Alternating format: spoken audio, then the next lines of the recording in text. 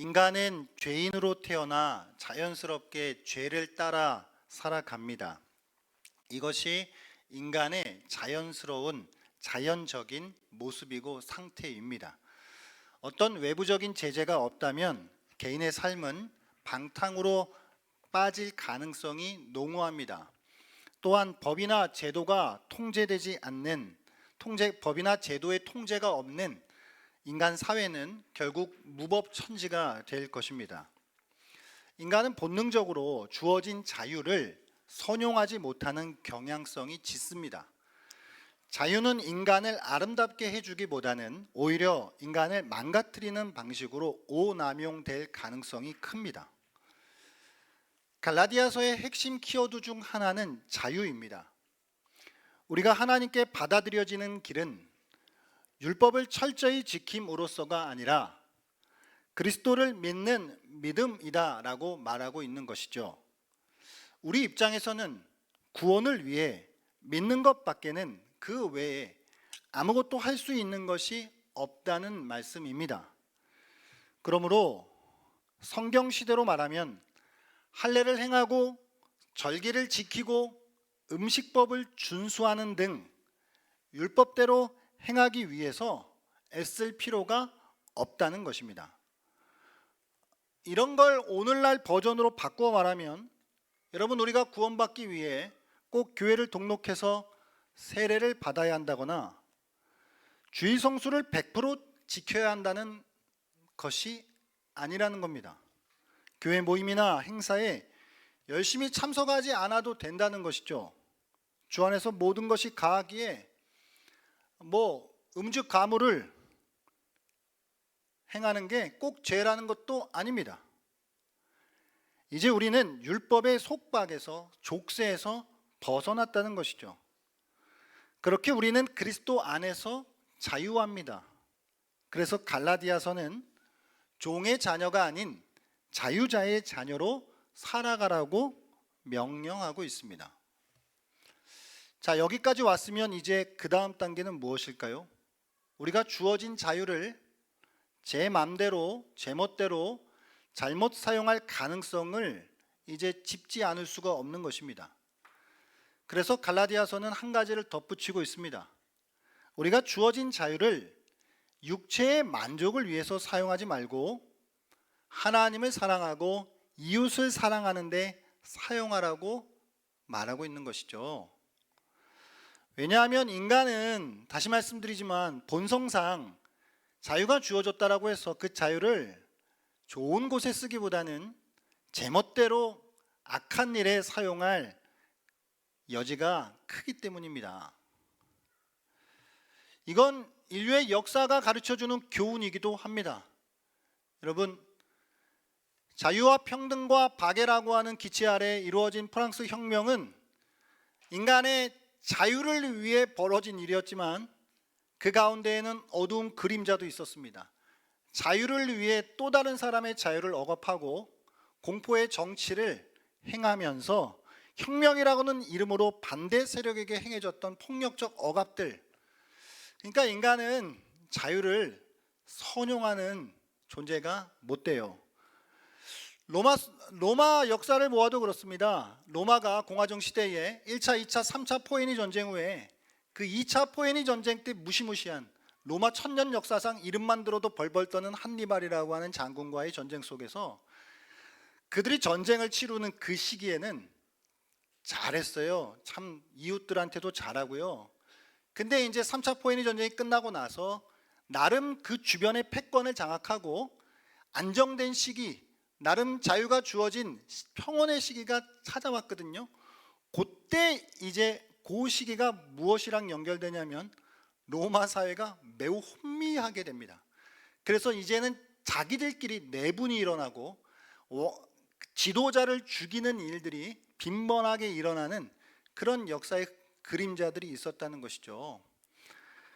인류 역사만이 아니라 성경 역사만 봐도 여러분, 다윗이 그 유명한 밧세바를 범했을 때, 여러분, 다윗이 밧세바를 범했을 때가 나름 전쟁이 있기는 했지만 그래도 왕국이 어느 정도 안정된 때였어요. 사울에게 쫓길 때 그런 짓 못해요. 나름 평온하고 옥상 거닐다가 사울에게 쫓길 때는 옥상 거닐 시간이 어디 있습니까?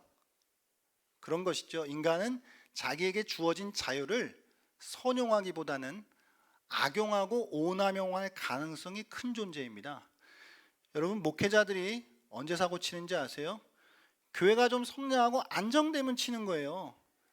저 같은 개척교회 목사가 사고 칠 여유가 어디 있습니까? 네. 나중에 교회가 좀 안정되면 잘 지켜보세요. 사고 치나 안 치나. 네. 고개를 또 크게 흔드시는. 인간이 그렇습니다. 그래서 오늘 본문은 그리스도인 안에, 신자 안에 존재하는 육체의 소욕과 성령의 역사를 보여주면서 그리스도인들로 하여금, 신자들로 하여금 육체의 소욕을 따르지 말고 성령을 따르며 성령의 인도함을 받는 삶을 살아야 한다라고 말씀해주고 있는 것이죠. 주어진 자유를 오남용하는 것이 인간이 본성이라는 거예요. 그러니까 자연적인 인간은 자유를 선용할 수 없어요. 그러나 그리스도를 믿고 하나님의 자녀가 된 자들에게는 성령을 주십니다. 믿으십니까? 인간에게 허락하신 자유를 선용할 수 있는 유일한 길은 성령을 따라 성령으로 사는 것입니다. 바울은 이렇게 말하고 있어요.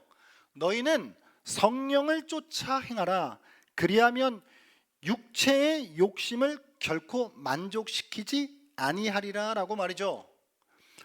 우리의 주변에 늘 도사리고 있는 여러 유혹들, 우리가 방탕한 삶, 자유를 오용해서 방종하는 삶을 살아가게 하는 그 수많은 유혹들을 억누를 수 있는 방법은 오직 성령을 따라 사는 길이다 라고 말씀해주고 있는 것입니다. 저와 여러분이 육체의 소욕을 벗어버리고 성령을 따라 살아가는 성령의 사람들이 되시기를 축복합니다. 그리스도인은 또한 다시 말씀드리지만 성령의 사람이에요.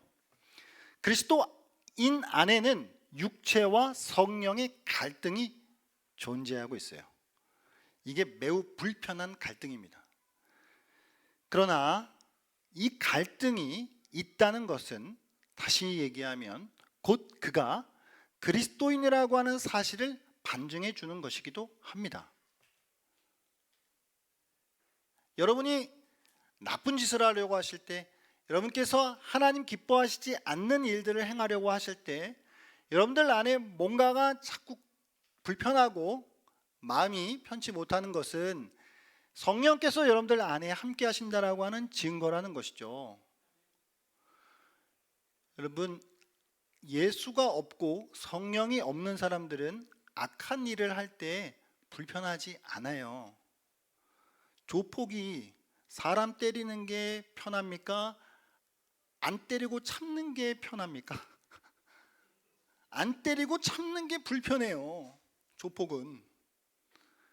여러분, 사기꾼이 진실을 말하는 게 편합니까? 거짓을 말하는 게 편합니까? 사기꾼은 진실을 말하는 게 불편한 거죠. 그러니까 우리는 그거는, 그러니까 악한 사람들은 악한 일을 하는 게 편한 거고요. 반대로 그 사람들은 선한 일을 하는 게 불편한 거잖아요.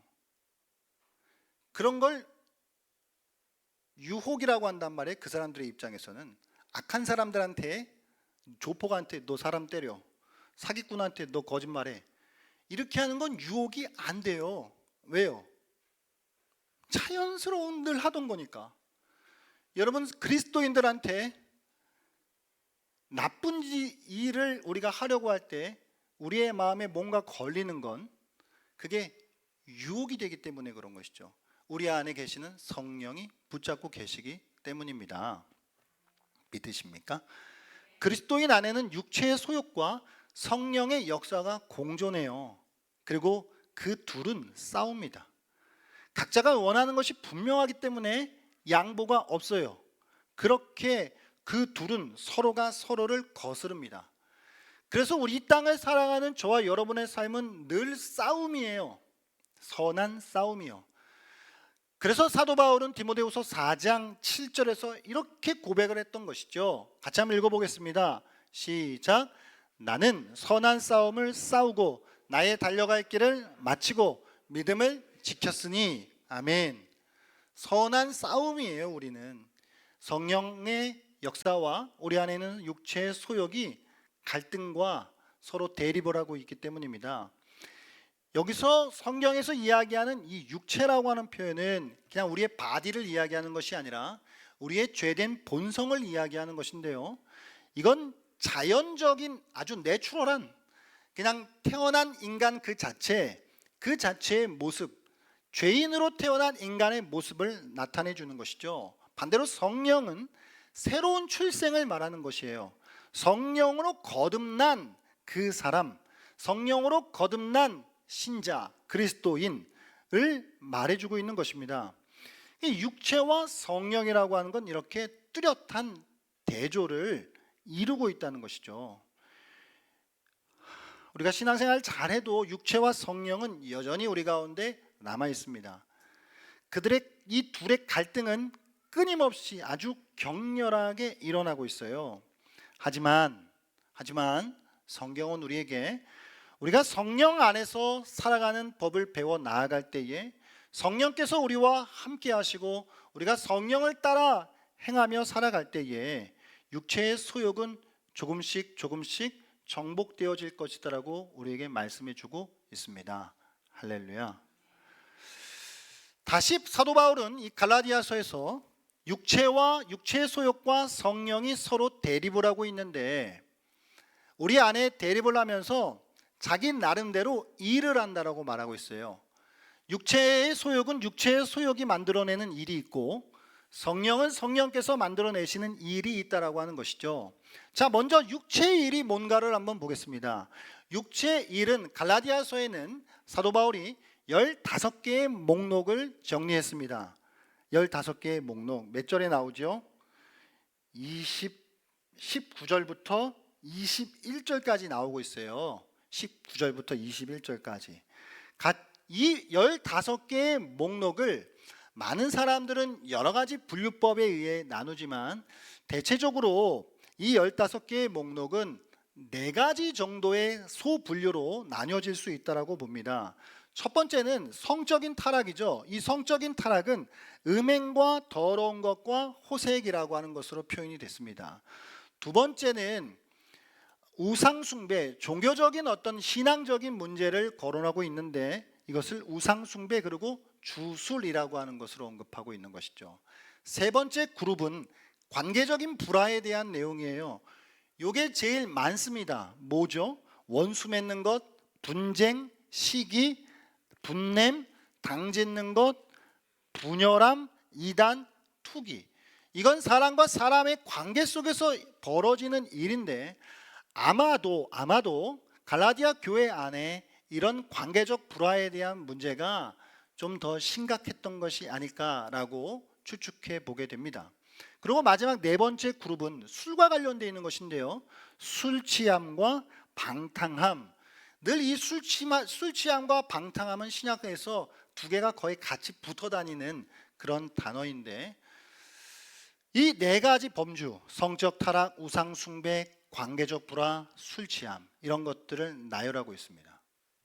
그러니까 이게 육체의 소욕이 양산해내는 그런 일들이라고 하는 거예요. 여러분, 어느 단어를 읽으실 때 제일 마음이 찔리십니까?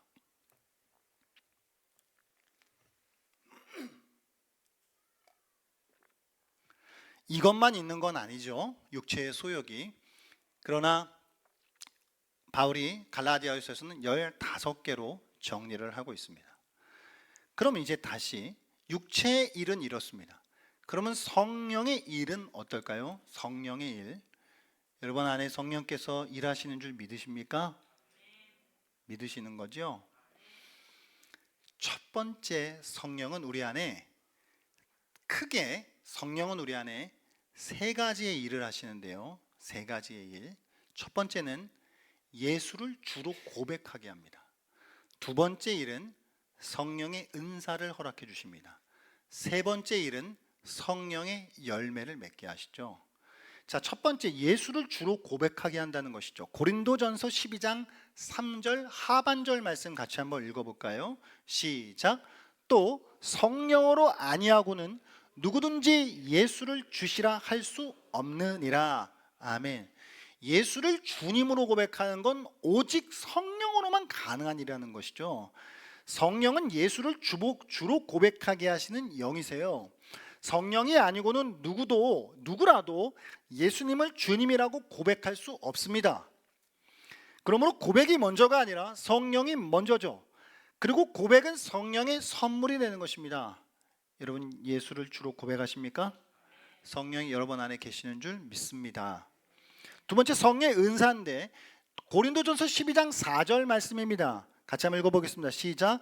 은사는 여러 가지나 성령은 같고 그래요. 여러분, 은사는 여러 가지예요. 여러분들께서 어떤 은사가 있으십니까? 찬양의 은사, 가르치는 은사, 지혜와 지식의 은사, 방언의 은사, 신유의 은사. 우리 한국 기독교 역사 헌신의 권사님이라고 그 신유의 은사로 엄청난 분이 있으셨거든요. 등등등. 여러분들에게는 많은 은사들이 있으시죠. 성령의 은사는 왜 주실까요? 성령의 은사는 하나님의 몸된 교회를 세우기 위해서, 이 몸된 교회를 세우기 위해, 이 교회를 통해 하나님의 나라를 이루시기 위해 주시는 하나님의 선물이에요. 각자는 주신 은사대로 교회에서 봉사하고 하나님 나라를 위해 수고할 수 있습니다. 가장 바람직한 것은 각자에게 주신 은사대로 그 은사에 맞게 봉사하시는 게 가장 바람직하죠.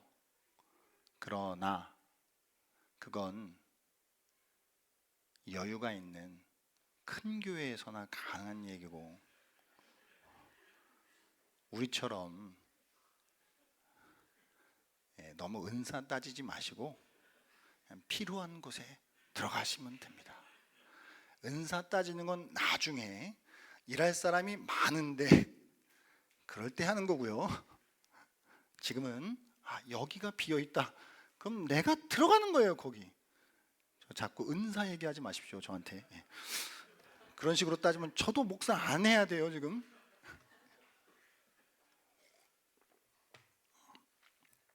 세 번째는 성령의 열매입니다. 성령의 열매는 오늘 사도 바울이 9개의 목록을 언급하고 있어요. 사랑과 희락과 화평과 오래 참음, 자비, 양선, 충성, 온유, 절제. 이 9개만 있는 건 아니겠죠. 그러나 이 9개로 한정해서 이야기하고 있는데 9개냐 8개냐 10개냐가 중요한 것은 아니고, 여기서 더 중요한 건 열매라는 거예요. 이 열매라고 하는 단어가 가장 핵심입니다. 예를 들어 앞서 제가 말씀드렸던 성령의 은사, 고린도전서 12장 4절에서 말씀하고 있는 은사를 이야기할 때는 은사는 여러 가지나 그랬거든요. 여기서 이 은사는 여러 개를 뜻하는, 이게 복수 형태로 쓰여 있어요. 그런데 여기에 사용된 열매는 복수 형태가 아니라 단수 형태로 사용되어 있어요. 열매의 목록은 9개인데 복수가 아니라 단수로 쓰여 있다고 하는 거죠. 다시 얘기하면 5장 이 앞부분에 보면, 우리 오늘 본문의 이 앞부분에 보면 육체의 일이라고 하는 거, 육체의 일은 육체의 행위들, 육체의 일들이라고 하는 뜻으로 복수로 사용되어져 있어요. 육체의 일들 15개. 그런데 성령의 열매를 말하는 것에 있어서는 이 바울이 그거를 굳이 복수로 안 하고 단수로 사용하고 있다는 것이죠. 이것은 저자의 분명한 의도가 있다고 볼 수밖에 없습니다. 성령의 열매는 9가지로 나열되어 있지만 사실 그건 모두 하나다라고 하는 것이죠. 한 묶음이라고 하는 거예요. 복수로 쓰인 육체의 일들은 개별적이에요. 15개의 목록이 있는데 여러분들께서 15개 다 범하실 수도 있고, 혹은 2개, 3개 정도만 범하실 수도 있어요. 개별적이니까요. 그러나 성령의 열매는 한 묶음이에요. 다시 여러분 은사를 이야기해 볼까요? 성령의 은사도 어떤 한 사람이 모든 은사를 가질 수 없습니다.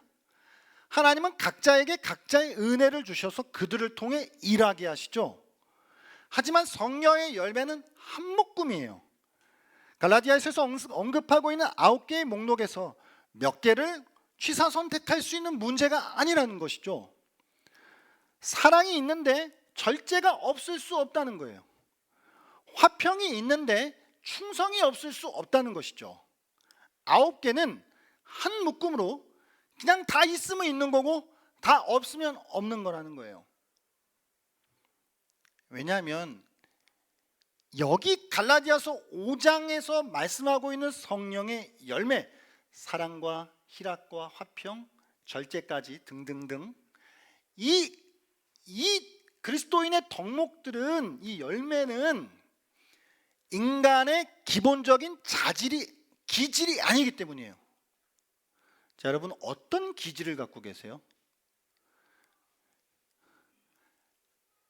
급한 사람이 있고 느린 사람이 있고 다혈질, 점액질, 우울질, 담즙질 등등등, 뭐 고전적으로 A형, B형, AB형, O형, 요즘 MBTI, 애니어그램 등등등, 여러분들 수많은 기질들이 있으신데요. 자, 어떤 분은 정말 기질적으로 뭐랄까요? 부드러운 분이 있을 수 있어요. 그건 기질적으로 부드러운 거지 여기서 말하는 성령의 온유나 이런 것들과 달라요. 기질은, 예를 들어 기질을 10개의 리스트를 있다라고 한번 볼게요. 그러면 여러분 이 기질 10개의 목록 중에 여러분들이 2-3개를 갖고 계실 수도 있고 9개를 가지고 계실 수도 있어요. 이게 있고 저게 없을 수도 있어요. 그건 기질이기 때문에 그래요. 다 다르게 타고나기 때문이라는 것이죠. 그러나 성령으로 거듭난 사람이 맺어가는 성령의 열매는 내가 요거는 있는데 요거는 없을 수 없다고요. 그래서 단수로 사용하고 있는 거예요. 한 묶음이기 때문에. 성령 안에서 새롭게 태어난 사람에게 주시는 성령의 열매는 다르게 주시지 않아요.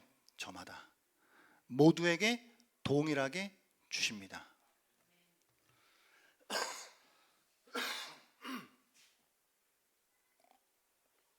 그러므로 성령의 사람은 9가지 성령의 열매를 맺으며 살아갈 수밖에 없다는 결론이 나오게 되죠. 여러분들은 사랑의 열매, 화평의 열매, 희락의 열매 등등등 모든 열매를 다 맺어가며 사셔야 합니다. 이게 성경의 말씀입니다.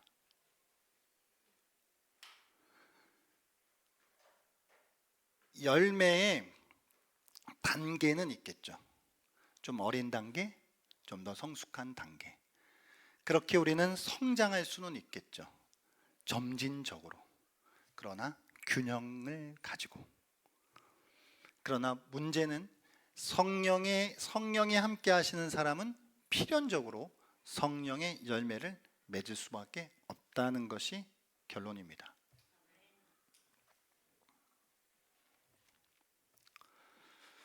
오늘 사도 바울은 로마서 5장 16절 26절 말씀에서 우리 안에 2개의 싸움을 이야기하고 있습니다. 육체의 소욕과 성령의 이 싸움 말이죠.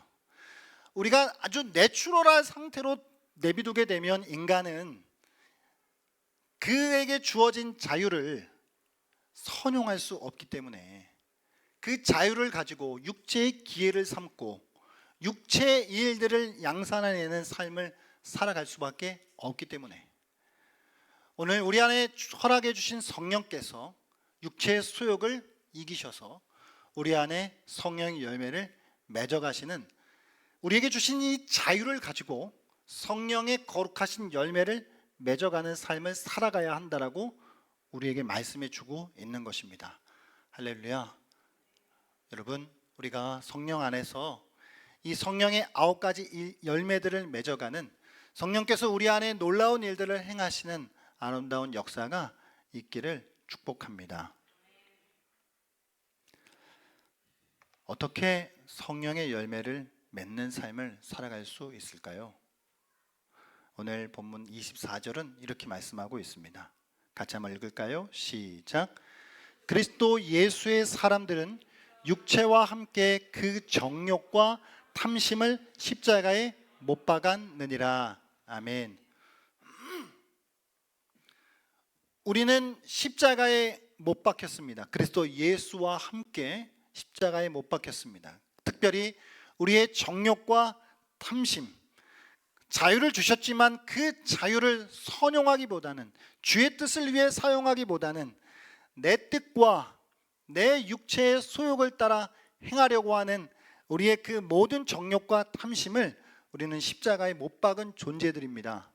아멘. 이거는 여러분들이 인정하시든 인정하시지 않든 여러분들 안에 이미 이루어진 일이에요. 그러나 그 일은 한 번에 끝나는 일이 아니라 오늘 매일매일 우리의 삶의 자리에서 다시 반복되어져야 하는 일이라는 것이죠. 왜냐하면 우리는 늘 못 박은 그 십자가에서 어떻게든 꿈틀꿈틀 대서 그 못을 떼어내고 자꾸 내려오려고 하는 그 시도를 벌이기 때문입니다. 그렇기 때문에 우리는 하나님 앞에 늘 나아가서 우리 안에 있는 이 바울이 15개로 정리해 준 이 육체의 소욕, 육체의 소욕이 만들어내는 이 육체의 일들이 내 안에 무엇인지를 분별하여 그것들을 가지고 이것이 정욕과 탐심임을 하나님 앞에 인정하고 그것을 가지고 십자가 앞으로 나아가서 우리는 주 앞에 우리의 죄를 고백하며 주의 도우심을 구하고 주님께서 승리하게 하실 것을 확신하는 믿음 가운데서 성령의 일들을 이루며 살아가야 한다는 것입니다. 여러분 안에 계시는 성령께서 육체의 소욕을 이기실까요? 못 이기실까요? 성령께서 모든 육체의 소욕을 이기실 수 있다는 것이죠. 우리는 할 수 없지만 성령께서 우리 안에 그 일들을 이루어 가신다는 것입니다. 여기 정욕과 탐심이라고 이제 번역되어 있는 이 단어, 골치 아픈 단어인데요. 이 정욕이라고 하는 이 단어는 다른 곳에서는 괴로움, 고생이라고 하는 것으로 번역된 단어이기도 합니다. 자, 우리는 우리의 탐심과 욕심도 십자가에 못 박아야 하지만 여러분들께서 여러분 스스로의 구원자가 되시려고 하는 모든 시도, 그게 여러분 인생의 구원자가 되시려고 하는 모든 시도가 괴로움과 고생을 낳잖아요. 그 모든 괴로움과 고생도 십자가에 못 박고 내 인생을 스스로 내가 구원할 수 없다라고 하는 것을 인정한 뒤에 오직 하나님만을 전적으로 의지하는 삶으로 나아가야 한다는 것입니다. 우리 안에 승리케 하시는 성령을 믿고 성령을 의지하는 길 밖에는 없다는 것이죠. 그러므로 여러분, 이 성령을 믿고 의지하는 우리의 이 마음은 다양한 것으로 표현이 될 수 있을 것인데 그 가운데 가장 대표적이고 중요한 것은 기도하시는 거예요.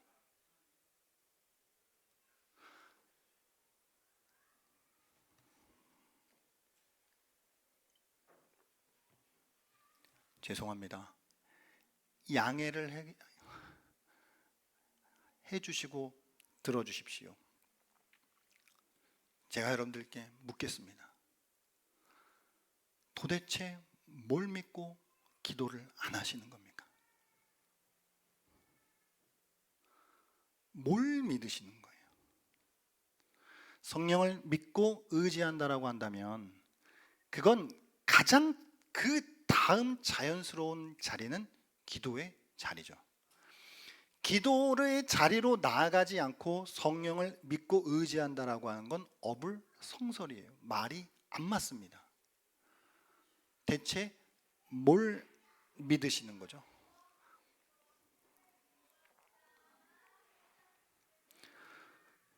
우리는 우리가 주님을 믿고 의지하고 기도하며 하나님 앞에 날마다 십자가 앞에 우리를 끌고 나아갈 때에 분명히 우리 안에 시작하신 그 일을 하나님께서 끝까지 이루어 나아가신다는 사실을 우리는 믿어야 하는 줄로 믿습니다. 늘 우리는 패배주의에 어쩌면 속고 있어요. 자, 이것 또한 양해하고 들어주십시오. 저는 우리의 예배 기도 시간에 회개의 기도를 해야 해요. 대표 기도 시간에. 그러나 회개의 기도 이상으로 감사의 기도가 있었으면 좋겠어요. 그러니까 이렇게 하나님, 지난 한 주도 주의 뜻을 벗어버리고 내 멋대로 살았던 죄를 용서해 주십시오. 회개해야 하는데 이게 마치 그냥 습관적 목록이 되어 있는 것은 아닌지, 한 주간의 삶 가운데 성령께서 우리의 삶에 어떻게 개입하시고 어떻게 일하셨는지에 대한 감사가 우리의 기도에 더 많이 담겨져 있었으면 좋겠습니다. 성령은 충분히 그 일을 하실 수 있는 분이시기 때문입니다. 할렐루야. 주의 손이 우리를 붙들어 주시고 우리가 할 수 없는 그 일을 온전히 이루어 가실 줄로 믿습니다. 여러분, 우리가 오늘 말씀을 통해 내 안에 육체의 소욕, 육체가 만들어내는 일들의 무엇에 내가 걸려 살아가고 있는지, 그것들을 하나님 앞에 발견되어졌다라고 한다면, 내가 그것들이 자각되어졌다라고 한다면 날마다 십자가 아래로 우리를 끌고 나아가서 우리의 정욕과 탐심을 다시 주님 앞에 못 박고, 그 주께서 우리 안에 성령을 통해 성령의 아름다운 열매들, 사랑과 절제까지 이르는 그 아름다운 성품의 열매들을 이루는 은혜가 있기를 바랍니다. 성령의 은사는 이것도 있고 저것도 있을 수 있고 이건 없고 이것도 없을 수도 있지만, 성령의 열매는 있으려면 다 있는 게 맞고 없으려면 다 없는 게 맞습니다. 성령께서 우리 안에 아름다운 성품을 빚어가시는 그런 은혜가 있기를 주의 이름으로 축복합니다.